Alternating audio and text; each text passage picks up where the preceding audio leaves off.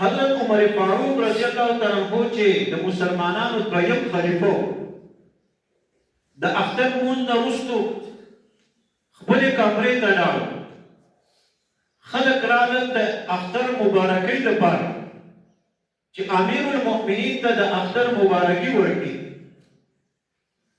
وایي که دلته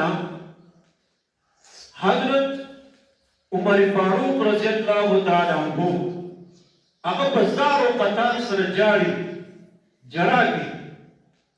صحابه کرامو مسلمانانو تپوس وکړه امیر المؤمنین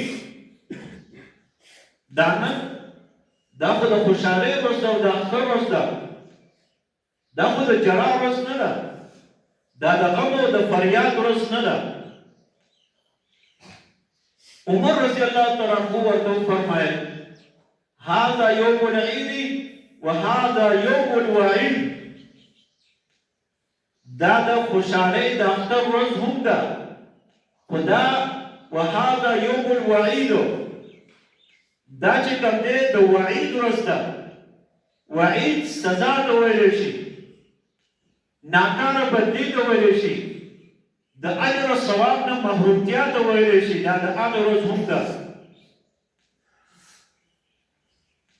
عمر رضی الله تعالی عنہ فرمایي اوس ما ته پته نشته دی چې په دې اختر په ورځ باندې دا زما د خوشحالۍ ورځ ده او دا زما د ناکامۍ ورځ ده.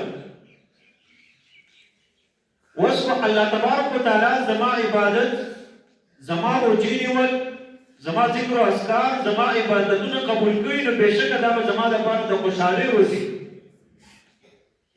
او که چېرې په دې ورځ باندې الله تبارک وتعالی زما روجې نیول، عبادت کول، ذکر او اذکار کول، ښه کارونه کول الله رب العزت ته قبول نه وي، نو یقینا چې کوم دی دا زما لپاره بیا د ناکامۍ ورځ ده.